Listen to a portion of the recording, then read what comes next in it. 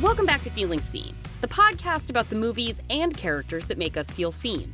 My co-host today is someone I have been wanting on the podcast for a very long time now, and that time has come. It is the writer and author and producer, Shea Serrano. Shea's writing credits run deep. He has written for The Ringer and Grantland. He has also penned several books, including The Rap Yearbook and Basketball and Other Things, and Movies and Other Things. His most recent book, self-published, is titled Werewolf Lawyer. It is a Thomas Atwell legal thriller, and it is a story about a lawyer who has to defend a werewolf accused of murdering his human wife. All the evidence points toward the werewolf's guilt, but he swears he didn't do it. That book is out now, and also, you may know Shea Serrano from his television career. He created and was the inspiration for the series Primo, which is produced by Mike Shore, that is loosely based on his upbringing in Texas. He is also the writer of Miguel Wants to Fight, a Hulu streaming film, I believe. And then there is Neon. He also created that. He wrote that, is a producer on that Netflix series. But before we turn the page on all that, our interview with Shea Serrano. We are talking about everything on this one. The aforementioned werewolves, Shea's VHS collection, if you can name it, he's got it, and the 1998 crime drama, Rounders. Poker, anyone?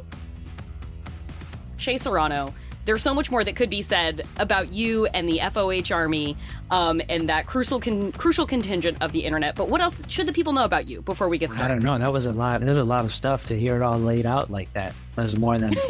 You know, you do a thing and then you delete it from your brain and try to figure out what the next thing is. So anytime somebody says multiple of the things, it's like, oh man, maybe I'll take a little vacation. Maybe I'll take a day off. Would it seem to your family of course he's done that many things, he's just always in it, or is it no, we mostly know him from watching the WNBA with the dog? Yeah, they would. Yeah, they have no idea. Nobody knows anything. Dad is sitting on his couch, in his recliner, watching something on television, and that's just sort of what he does. Because I do all of this stuff. If we're talking about the Serrano nuclear family, it's me, it's Laramie, it's my three sons. I do all of this stuff while they're at school, so all that they see is me at home on the couch, not or in the driveway playing basketball with them or whatever. They have no clue. Well, and as we know, if we follow you online, prime writing hours are about 3 a.m. So that's really under the cover of night. I guess what I wanted to start with actually was saying you have a incredibly formidable VHS collection. Yes. And I wanted to know if there are, because you do, people will quiz you. They're like, what about this one? You're like, who do you think I am? I've got it. What are holy grail titles you have either acquired to your surprise or are still on the hunt for? So I have collected nearly every single movie that I've wanted to collect on VHS. Nearly every single one. Some of the ones that were harder to find were horror stuff is always hard to find. Okay. Because horror people are crazy for VHS stuff. It has a different effect. They actually watch it on VHS. It makes it more fun to watch Halloween on VHS. It's a part of the lifestyle. It's a part of the horror lifestyle. So any of the horror stuff, Killer Clowns from Outer Space took me years to find it. Years. And when I finally did find it, it was $400. That's the most I've ever paid for it. Most of the tapes are $1 at the thrift store, right? Or $1 at the flea market. But the horror people buy up all the horror ones and then they sell them at a higher price. So I found that one at a VHS swap. So there'd be big events where everybody just brings their collection and you trade stuff. Nice. And, yeah. So any of the horror stuff, Killer Clowns from Outer Space was really hard to find. The original version of Halloween, the media version. Yeah. That was really hard to find. The original version of Texas Chainsaw Massacre was really hard to find. That must be that seems like something that could be auctioned at Sotheby's at this point. I think that one was $60. It wasn't anything crazy, right? The weirder ones are always a little bit more expensive. There were a fair amount of copies made of Texas Chainsaw Massacre. But those ones where I was excited to find those. Or The last VHS mass marketed or mass distributed was A History of Violence, the Viggo Mortensen movie. Oh, yeah. And I couldn't find that one anywhere. And then somebody on Twitter told me they had it, and they just sent it to me as a gift, which I thought was great. If you're listening to the show right now, any movie you're thinking of in your head, that's available on VHS. I have it. It doesn't matter what you're gonna say. It could be the most obscure Wesley Snipes movie or the most obvious the Star Wars movie or whatever. I have the movies, but there are 3 that I have been on the hunt for years because I refuse to buy them on the internet. It's too easy. It's not that much fun. You can go on eBay and buy any tape you want right now. But the 3 that I have never seen in person are Breakin', the breakdancing movie from the 80s. Oh yeah. Like famously the predecessor to Breakin' 2 Electric Boogaloo. That's the second one that I haven't been able to find anywhere with Turbo and Ozone. I have no idea where those tapes are, but I can't find it at any of the thrift stores or flea markets or VHS swaps. Nobody has it. And if they do have it, nobody will sell it to me. Right. And the movie Airborne, a rollerblading movie from the 90s. Yes. About the kid who he moves to like the Midwest for the summer or the winter or whatever it is. And he's a surfer, but also he rollerblades and whatever. But those are the 3. One of my favorite things about 90s cinema is the whole subcategory of alternative extreme sport thriller films. Drop Zone, obviously Point Break, Airborne, Rad, like movies about sports subcultures that would become the X Games that people don't really take seriously. The 90s gave us that. Yeah. Drop Zone. That's an obscure Wesley Snipes movie. I got it. Like that's like top 3 Wesley Snipes for me. It's a really good performance, and it's a fun movie, and it's a movie that he didn't make a bunch of. He made a ton of action movies, but nothing. This one is like, Passenger 57 is probably it's in that class of like what Airborne was, not just because of the airplanes, but always bet on black. Wesley Snipes is great. Actually, I've noticed the same thing. Like I collect original theatrical one sheets, and like thankfully most of the things I'm interested in are extremely inexpensive. Like the original poster of the movie Boiler Room, which is designed to look like $1 million bill. With like the cast members' faces on it, like Giovanni Ribisi as like one of the symbols on $1 million bill, or like Bad Girls starring Madeline Stowe and Drew Barrymore. Like those are like $10 posters, but a horror movie poster, that's when those things will start setting you back because those people are wallpapering their homes, horror fans, with the posters. It's really crazy, especially if you when you meet one of them in person, because they will have every single movie and they'll know. I feel like I know a lot of movies, and you talk to a horror movie person and you're like, they start saying titles that you just, what is that? What is that? It's a whole different level. Well, I think this, like, getting into a bit about the 90s, please tell us a bit about the character and the movie that you have brought for us to discuss today. And sort of like, instead of like a character you said you felt seen by, you were like, what about someone I just thought was really cool? So tell us who our character is that we're going to sort of anchor to today. All right. The character that the first one who I thought of when you sent me this thing, just somebody that I would be interested in talking about for however long we talk about him, what ended up being Mike McDermott, played by Matt Damon in the 1998 movie Rounders, where he plays a card player who's like pretty good, and he has dreams of playing in the World Series of Poker, and that's the whole movie. No Limit Texas Hold'em is the Cadillac of poker. Each player is dealt 2 cards face down. 5 cards are then dealt face up across the middle. These are community cards everyone can use to make the best 5-card hand. The key to the game is playing the man, not the cards. Bet an 8 ball. There's no other game in which fortunes can change so much from hand to hand. A brilliant player can get a strong hand cracked, go on tilt, and lose his mind along with every single chip in front of him. This is why the World Series of Poker is decided over a no-limit hold'em table. Some people, pros even, won't play no limit. They can't handle the swings. There were, of course, other people that were in consideration. I was struggling with the filling scene part because I think this might be a generational thing, but I couldn't think of a time where I was watching a movie and was like, oh my God, I feel that's me. You know what I mean? Yeah. I couldn't see it. Now, there are definitely, the obvious thing to do here is like just to call out any Latino characters or Mexican characters or whatever. Benny the Jet in The Sandlot. I remember watching The Sandlot in middle school, and they show Benny on the screen for the first time, and then it's like a close up of him at bat, and all of the girls in the class were like, "Oh my god!" like going nuts. And I remember seeing that and being like, "I would like to be Benny the Jet. That seems cool." Or an Antonio Banderas in Desperado, or John Leguizamo in Romeo and Juliet. Like any of those guys, I remember seeing them and being like, "That dude's fucking cool. That's just a cool dude, and I want to be that dude."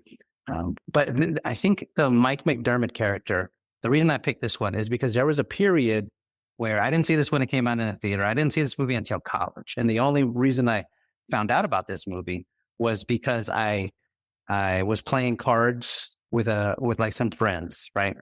And I was just like, "Oh, this is what I'm going to do to make money." Like I sort of learned how to play Hold'em, and I was like, "All right, I don't want to have a real job. I'm just going to play cards for money." There's a casino that was like 4 hours from where we went to school, and we would just ride in the casino across the Texas state lines into Louisiana, and just play cards. And that just became like a thing I was doing with my life. No job. This is how I'm going to make money. And because of that, you watch a movie like Rounders and you're like, man, I want this to be my life, is what it felt like. You know what I mean? I want to be Mike McDermott. Well, I think like in the coolest part of these, because, you know, you watch movies, they grow with you over time, they change over time, your points of identification change over time. But what I get the privilege of doing with these conversations with people is watching them through the lens of specific individuals that I'm going to have a conversation with. And, you know, what I know of you, like of your, you know, your presence online and in being in contact with you and reading your writing, and also like reading interviews that you've done as you've promoted your work in film and television in particular. I found a lot of sort of resonance between like your sort of like, there was an interview that you gave where you were talking about like, I mean, really like you were like, the primary goal is like, it's money, but it's not for like wealth, power, that kind of thing. It's like, I need the money to do the things that are the important things, which is like, I need to care for the people around me. And I'm not, even if I'm not like, one of my favorite things you've talked about is like, there's just a category of person who's the best. And that's like a small percentage of people. You're never going to catch them. You're never going to be LeBron James. You're never going to be Michael Jordan. But you can outwork anyone if you try. And what I see as Mike in this movie is so much that like when he's on like hour 34 of a betting bender where he needs to help get his buddy out of a jam because he's in a $15,000 debt to very dangerous people.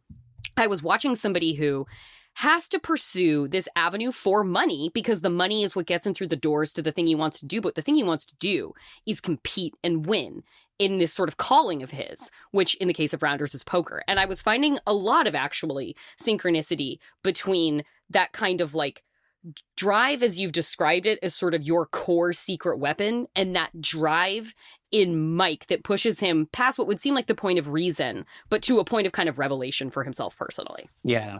That makes sense as I'm hearing you explain it. I think if I was being completely honest, I'm not Mike McDermott, because Mike is the best. Like that's what he proves himself to be by the end of the movie. He's the best card player.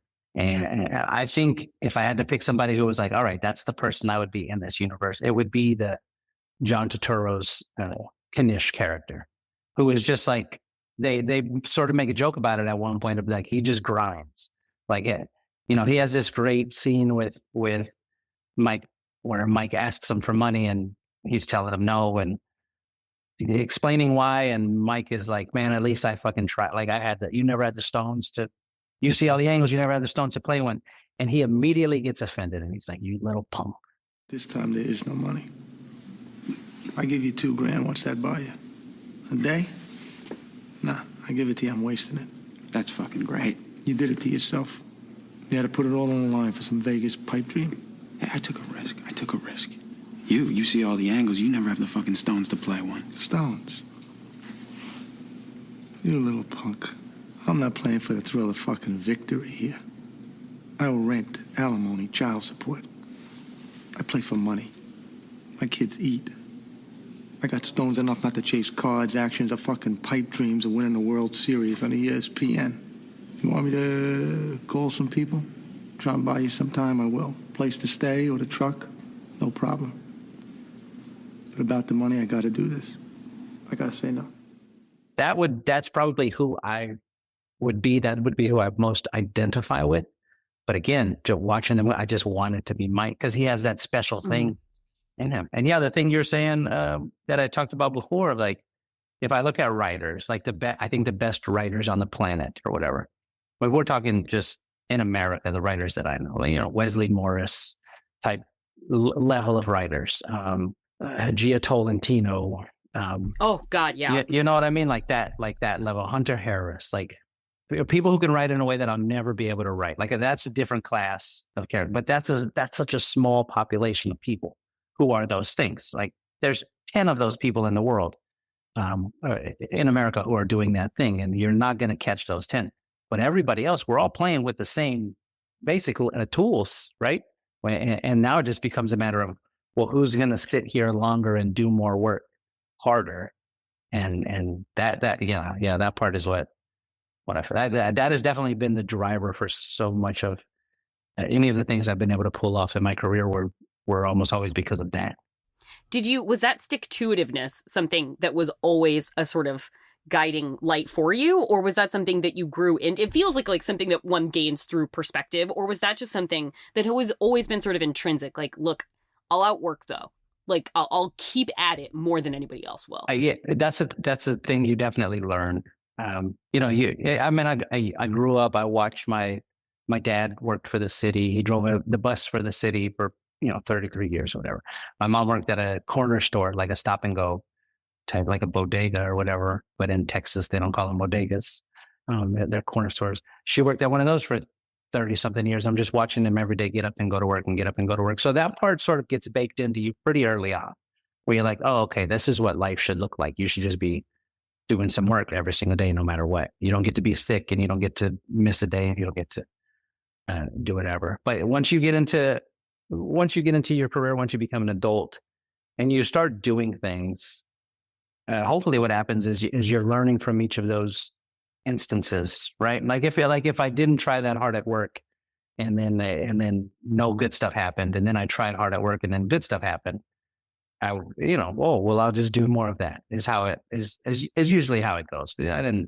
I think anybody that you talk to who knew me up until I was 27 years old, but one of the first things they would mention how lazy I was. I just mentioned I didn't have a job in college because I didn't want to work.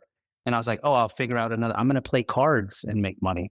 Or prior to playing cards, I was playing pool like 8 or 9 hours a day just because I didn't want to have like a real job. I'm like, well, I'll just play pool for money because that's more fun. Right. But then, 27, 28, is when I got married. I became a father, and it was like, all that stuff shifts. And now, okay, I'm just going to, I knew enough about myself to know I wasn't going to be the best at anything, but I'll just outwork you. That's what I'll do. Well, I mean, you pursued something that is one of the most, can be one of the most difficult careers, which was teaching. You were a teacher for, I think, 9 years. Mm-hmm. And that was something, it sounds like you, like anything I've read about it, you were really passionate about, but it got to a point of it took the incredibly unconventional route of choosing writing as a more practical career, which, I mean, truly lightning in a bottle to capture that and make it true. Is there because you were already in a career, I feel like people become writers because they're doing something else on the way to their passion and they finally become a writer. But you were doing your passion on the way to becoming something else that would more fully populate your life with the things you wanted and needed. Was leaving teaching hard? Yeah, that was not the easiest thing to do. For the whole time growing up, especially after I graduated college and decided this is what I want to do for a job. I thought I was going to be a teacher for my whole life. I thought I was going to teach at the same school for 30 years, and I was going to have one day a kid was going to show up and be like, "Oh, you taught my mom, or you taught my dad." Yeah, I thought that was what my life was going to be. And then I started writing when the twins were born. I have 3 sons, the twins who are now 17 and the younger one who's 12. And I started writing when the twins showed up, just as a way to try to make some extra money. And what I was watching happen was I was like, originally the plan was I'm going to write just long enough so that the twins can be old enough to go to daycare, and Laramie can go back to work. Laramie, my wife.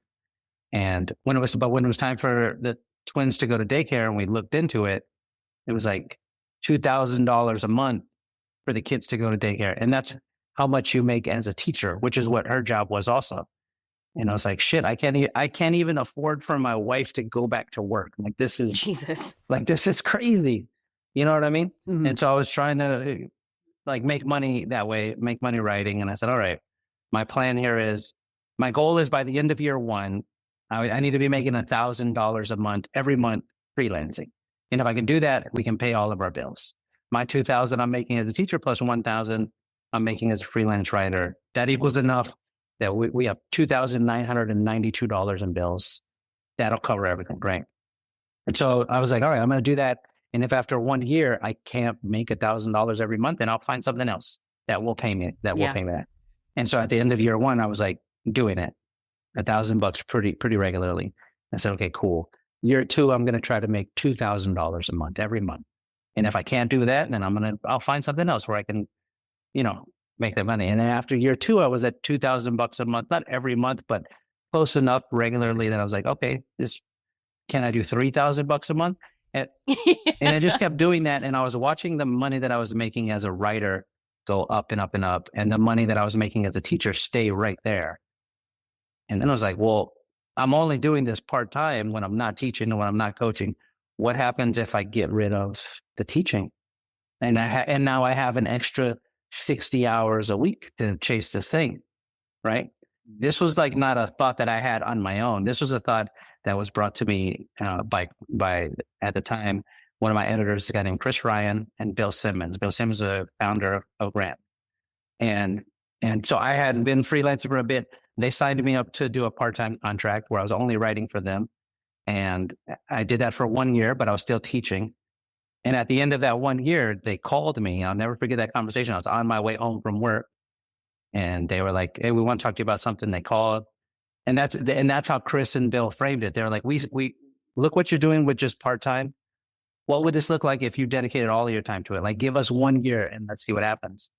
And they're very charming and very convincing. And I was like, okay, I'll try it. If you're going to pay me to just write full time, like give me a 1 year contract, then I'll try it for a year.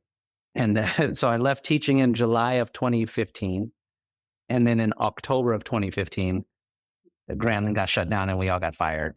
And I was like, oh shit, this is welcome to journalism is how it was presented to me. Truly, yes. Right. But I had already like wiggled my way in and gotten, I started like carving out space for myself, and I was like, all right, I think I can figure this out. Let's see what happens from here.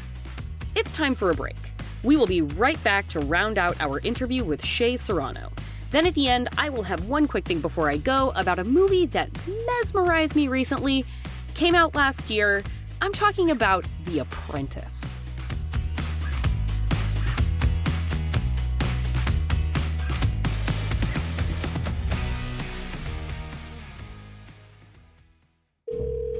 Hello? Hannah? Yeah. It's Clint McElroy. Hi, Hannah Ray. Oh my God, hello. I don't know if you know who I am. I do.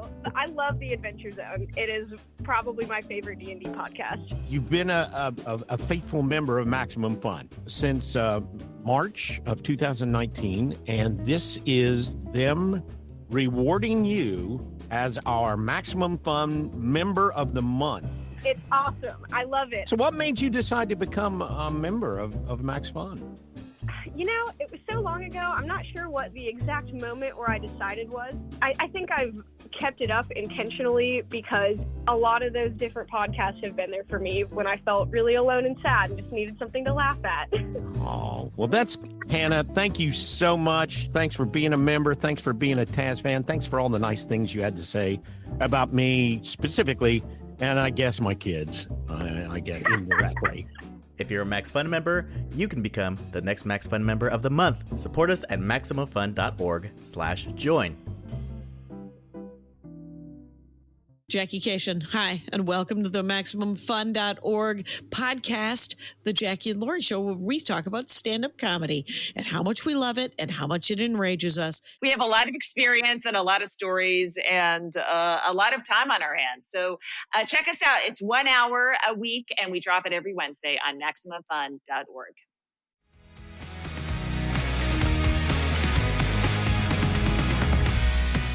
What were the movies that raised you? Like, what when you write a movie like Movies and Other Things, and you get into, like, you know, all the questions you've ever want answered, kind of thing. Like, who got it the worst in Kill Bill, kind of a situation. Right. What were those kind of titles that when you were coming up earliest were really seeding your brain for being the person who would go on to write their own movies and shows when they, you know, got in a place where they could do that? If I look at the most important movies in my life, some of these are going to be dumb because I saw them when I was a kid. I can look at something like Teenage Mutant Ninja Turtles 2, The Secret of the Ooze, yeah. which is a silly movie. It's obviously a silly movie, but you see it when you're 10 and you're like, oh my God, this is incredible. Stand before me, my sons. Well,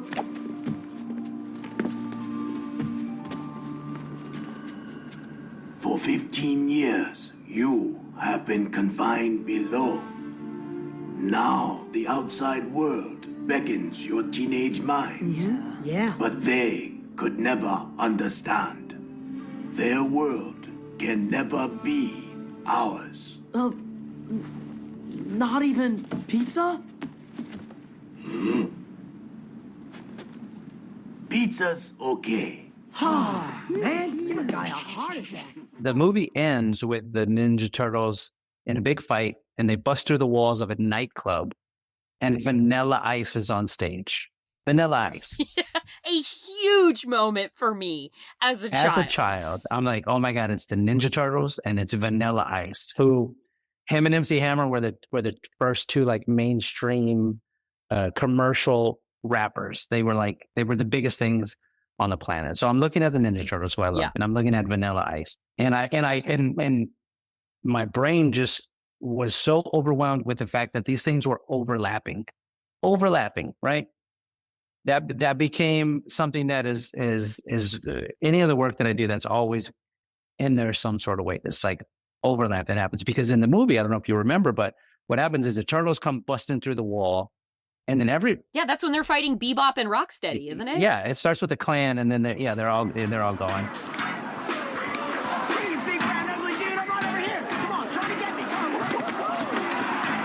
on. And they bust through the wall, and everybody is like, "What the fuck?" Like the Ninja Turtles are a secret up until that point. No human eyes have laid eyes on them. That's like their whole thing. I remember distinctly Vanilla Ice like putting his arms up, being like, "Whoa, whoa, whoa!" on the stage. He's like, "Whoa, whoa, whoa!" Everybody in the crowd, "Whoa, whoa, whoa!"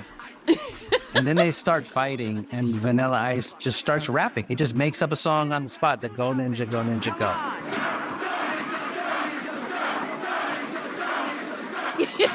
And now he's into it, and the crowd is into it, and they're all celebrating everybody. And it was just like seeing something like that as a kid. It like imprints itself on you, right? So there you have an answer, something like that.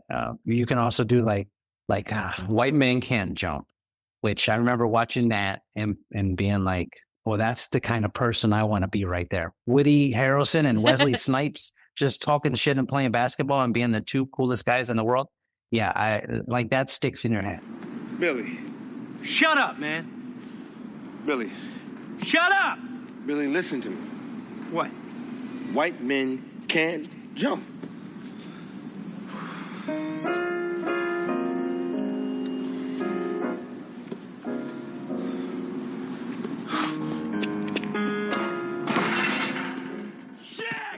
You watch Blood In, Blood Out, and it's like, oh man, like check that out. That's cool. Like a bunch of these guys look like my friends, and I know like a version of this story. I like the country essay. Hey, Kool-Aid, put that little jalapeno back in your pants, essay. Hey, homie, I was just marking a new territory. That's right. We're the new landlords. Vato Locos are finished. Check out the new view, homies. I'm gonna build myself a righteous pad here. Swimming pool, white picket fence and shit. Hey, Joker! You gotta find Mamacita, Holmes! And then, as you become older, it's like I remember seeing the movie Selena with Jennifer Lopez and being like, whoa, that's crazy. Cause like I was listening to Selena and everybody in San Antonio knows Selena. And like that's somebody from the community and whatever. Like you have those ones as you're getting older. And then when you become an adult, you have, it's stuff like The Social Network or Get Out or whatever, like other movies that are doing other things. But early on in my life, I would say, and I'll give you 5: Teenage Mutant Ninja Turtles 2, Secret of the Ooze, White Men Can't Jump, Bloodsport. Oh my God, fucking Bloodsport. Yes. Unbelievable. Desperado. And we'll go with Selena for the last one. Or no. I'm gonna get rid of Selena and I'll put Friday in there. Those are the 5. I remember Friday. Friday was like the first movie I can remember hearing about all of it before I saw any of it. It was like, you gotta see, you know what I mean? Like that was how I was going back then. But if you take those 5 movies, they sort of eventually pointed me toward who I would become creatively anyway. Well, and I particularly with like sort of with Spirit of the Ooze and the Vanilla Ice, I think then it becomes the fight with Shredder. Like if I had action figures of one thing when I was growing up, it was Ninja Turtles. I had a big basket of Teenage Mutant Ninja Turtles. Those were my thing. There's a sense in that scene of why not that is so completely embraced and taken to the fullest extension that it could, where it just becomes a Vanilla Ice music video with Ninja Turtles fighting in it. And I think something that people, once people started connecting with your writing, I think a thing that latched on was the sense of like, why not? Like, well, why not write about this? Why not write the rap yearbook? Why not write movies and other things? And this sense of like, you kind of, what you have imbued as a sort of recurring ethos to your, to other people, it's just sort of like, I mean, why not this and why not me and why not you kind of thing. And I think there is something incredibly like wonderfully, and it's not like it's not intentional, but I want to say something like wonderfully not cynical or not scrutinized about pursuing that instead of succumbing to, I think, a sort of writerly habit. Particularly in a very online time of being like, what if it's not rigorous enough? What if it's not something enough? What if it's not for a specific person? It feels like there's a sense of like, hey, it'll find its community. Like I found mine. So I'm just going to keep putting this out there and the people who like it can gravitate toward it or not. And I think there's a joy in that where writing can feel encumbered or belabored in a way that I think you bring a whimsy and a sort of feeling of spontaneity to it, even if you're sitting there carving away at sentences over and over again, that I think really touches people. That makes sense to me because I think that's an exactly true assessment of it. Is a bunch of work goes into making it feel like not very much work went into it. You know what I mean?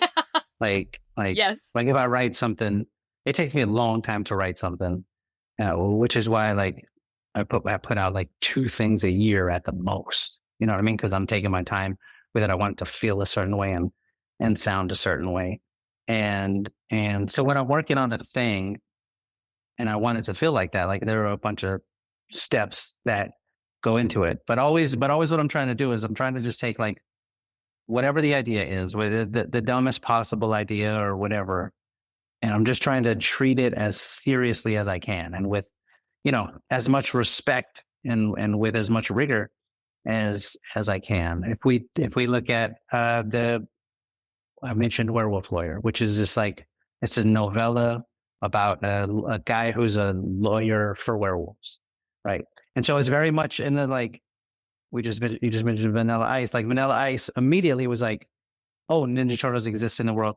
Cool. Here's a rap song about Ninja Turtles. And everybody was like, okay, great. Right. And so it's the same sort of thing in that story of like, all right, well, what would happen if werewolves were like in the world for real? I think it would be crazy for like 10 minutes. And then by minute 11, everyone would be like, all right, there's werewolves. Now, what else? You know what I mean? And so it just starts that way. And then, you build out from there. But I'm trying to take this, like whatever the idea is, treat it as seriously as possible, do as much research as I can.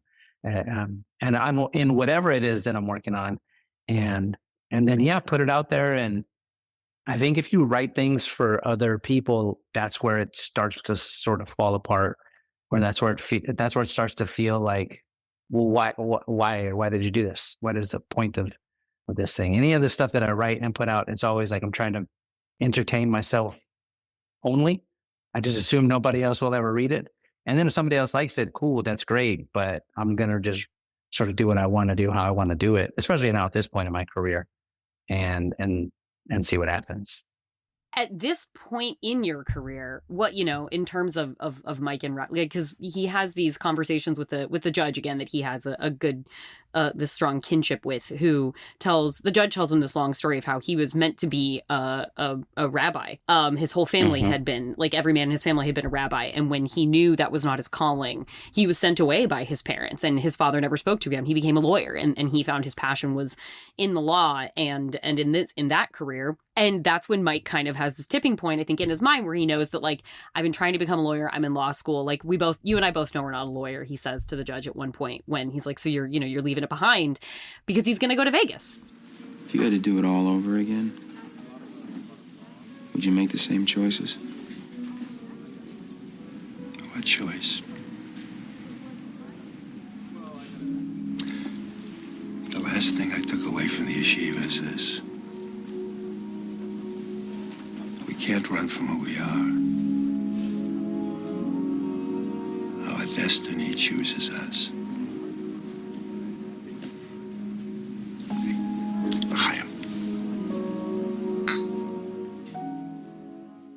He's going to go to Vegas, and the World Series of Poker is sort of a recurring feature in this week. He's watching an old tape of the 1988 World Series of Poker at one point to watch Johnny Chan win it all, and does a beautiful like play-by-play breakdown of like how he won that championship. What happened? Played tight for an hour. I folded mostly, and then I made a score. Why aces or kings? Rags.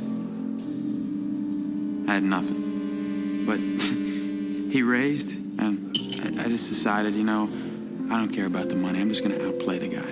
I'm just going to outplay this guy this hand. I'll re-raise. Re-raise? You play right back at him, huh? Oh, yeah. And he just comes right back over the top of me, trying to bully me like I'm some fucking tourist.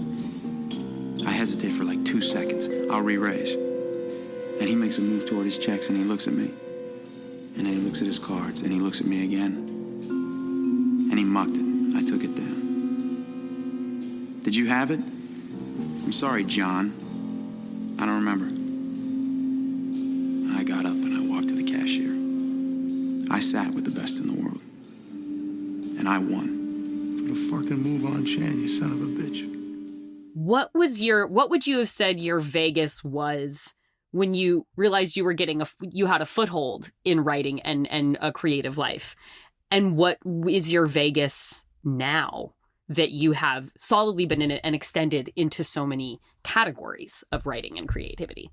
I think the Vegas then, when I was still teaching full time and writing part time, the Vegas, what for me definitely was trying to write full time. Because like I think, a school year is very cyclical, and I would get to like May of every year, the school year's ending. And then for 3 months, 2.5 months, I got to pretend like I was a writer full time because I didn't have to go to school and teach. And the further along I got in my career of freelancing, the more I wanted to know what that was like full time. Like I wanted to know the real version of that. So I was really I really wanted to see what that felt like. That was like a daydream for me. I'd be like, oh man, grading these papers is cool, but what if I didn't have to grade these papers? You know what I mean? Coaching the football team is cool. What if I didn't have to coach this football team? Like you start to feel like that, and you start to wonder what that is. And so, yeah, Mike daydreaming of leaving this one thing behind that he's good at, and that will provide a steady and stable life for him to go chase this other thing that is much more volatile and really sort of dependent on yourself as far as the success goes. For me, it was like, all right, well, I'm going to leave teaching behind. Because teaching, that's a job I could have had forever. It was a job I really enjoyed. It was a job that I was eventually got good at. But near the end of it, the dream was, all right, I do want to try and write full time, at least for a year, and see how it feels. Just let's see how it feels. I want to try. I want to just know for certain. What if I do it and I decide I don't like it? I can go back to teaching. Or what if I do it and I love it? Well, then I'm going to try to chase that down for a while. So that was the Vegas back then. The Vegas now is it's just basically the same thing, but it's a little more specific in that I only want to do creatively anyway. I only want to do what I want to do. And that's it. You know what I mean? I look at the earlier days of my freelance career, for example, and one of the like jobs that I wiggled my way into was a nightlife columnist for the alt weekly paper in Houston. We were living in Houston at the time. There's this paper called the Houston Press.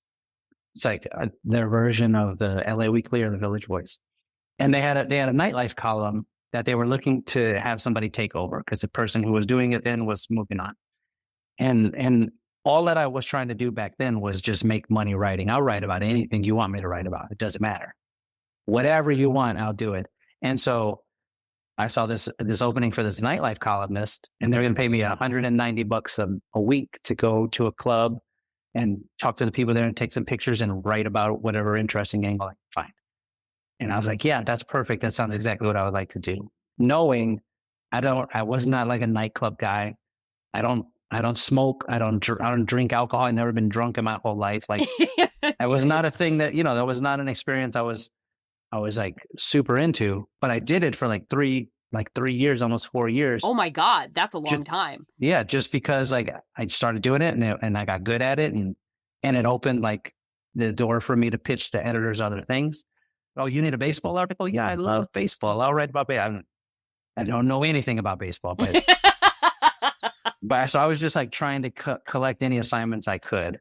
Chris Ryan at Grantland, when I was freelancing for Grantland, anytime they asked me to do something, I would just say yes, no matter what. And one time Chris asked me, there was a new exorcism type movie that was coming out. And he was like, hey, how do you feel about exorcist movies? Like, you want to write a thing about exorcist movies? And I was like, yeah, of course, I would love to. And I fucking hate exorcist movies. They're so they're so scary. But I was like, yeah, what about this as an idea? What about let's say I'm gonna be possessed by the devil. What movie priest do I want to perform my exorcism? And he was like, yeah, that's a great idea. And then I had to go watch every exorcism movie. It was a fucking miserable weekend of just like 20 of these movies I had to crank out. And I was terrified. But I was just saying yes to everything because I wanted to wiggle my way in. But where I am now I am in a spot where I can just sort of I'm only going to do the things I want to do. And I don't consider anything else anymore other than, do I want to do that thing? And it's a really fortunate spot to be in. I don't imagine I'll be in this spot forever, but I'm here right now. So I'm going to take advantage of it. So oftentimes people will reach out and be like, hey, I think you want to do this for us? And, oh, that sounds like a cool idea, but I don't really want to do that. No, thank you. You know what I mean? And you want to be, before any podcast I reached out, you want to be on this? No, not really. I don't want before, yes, every single thing. Of course, I would love to. But 20 people asked me to be on a podcast in the last 3 weeks or whatever. And I was like, well, I'll do Jordan's because I know Jordan.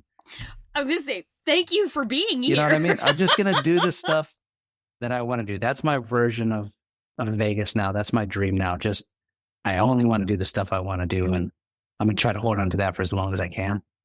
Well, I have to wind it down for now because I'm sad. I just want to keep kind of gabbing with you indefinitely. But I want to thank you for saying yes to us and taking the time for this. And also for, like what you have received with such sort of like unbelievable bounty from others. Thank you so much to paying that forward, in many times, quite literally paying it forward to others with the sphere of influence that you have. It's a difficult time to reach people. It's a difficult time to bring people together. But when we have something positive, particularly in the most sort of noxious of contexts, being the internet at times, to rally around that feels like a value add to ourselves and others and sort of life more overall, we're very grateful to have that. So thank you, Shea, for what you do. No sweat. I feel like we talked about Rounders for 2 minutes out of all of this. it undergirds the whole conversation. And I think you can definitely, like, to say that Mike is like a character that you were like, that'd be cool to be. I think you did it. Like, I think you made your play for Mike to be a Mike McDermott. Like, I think the mapping created a pathway that has led to a reality. No, he's super handsome is the other thing. He's very handsome. I watched it with my wife, and it like I couldn't help myself just intermittently being like, that young Matt Damon. Oh my God.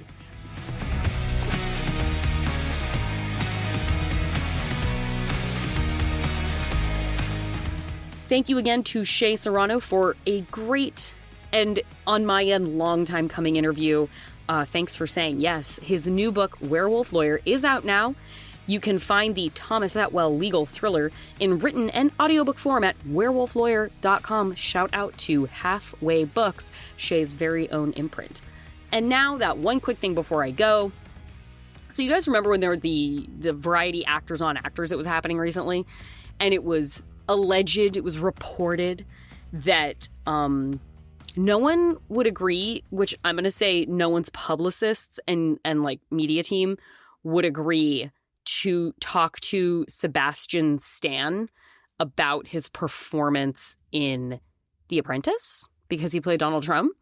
And everybody out here is deciding to proactively supplicate themselves before an aspiring dictator. That's cool. Just give the house away before he even tries to take it, I guess. But the point of that is, again, this is reported, and it was like a fairly well-circulated story. This wasn't just like some guy's blog.biz. But I finally watched The Apprentice. A great movie. From director Ali Abbasi. It is about Donald Trump's sort of rise of his persona, starting as a sort of like unformed lump of clay, the progeny of Fred Trump, sort of like a used car salesman version of a real estate developer in New York City, and how he connects with the vicious, infamous lawyer Roy Cohn in New York City in his formative years, and how Roy Cohn, as played frighteningly by Jeremy Strong, forges the Trump that we know today into existence.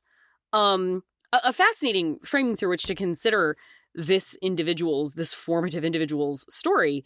And I cannot say enough about Sebastian Stan's performance. If you nominated this, if you were like Best Actor Sebastian Stan Academy Awards, I would say yes. Watching somebody who so uncannily embodies what feels like the internalized neuroses and insecurities of the actual man himself, Trump, that the similarity of expression and presentation cannot but inevitably follow. Like, it doesn't, it's like his voice isn't exactly like Donald Trump's, and yet it is exactly Donald Trump's voice. Again, it goes beyond an impression and feels like it springs from a well within him. It's compelling, it's quick moving, it's interesting, it's funny at times, it's horrifying at others. I think it's one of my favorite biopics I've ever watched. I just couldn't be more impressed with The Apprentice. Also, one of the most exciting performers of our time. I'll say it. I liked him plenty before, but The Apprentice has made an all new kind of believer out of me. So that's just, shout out a movie to see, because it's great. And that is our show. You can follow us on Instagram at FeelingSeenPod, or send us an email at feelingseen@maximumfun.org. We are also on Blue Sky. Just search for Feeling Seen, and you can search for me there, Jorcru, as well, JORCRU, there and on Twitter. Our theme music is by Andrew Epen. This show is produced by Danielle Huesias. Our senior producers are Kevin Ferguson and Laura Swisher, and this is a production of Maximum Fun.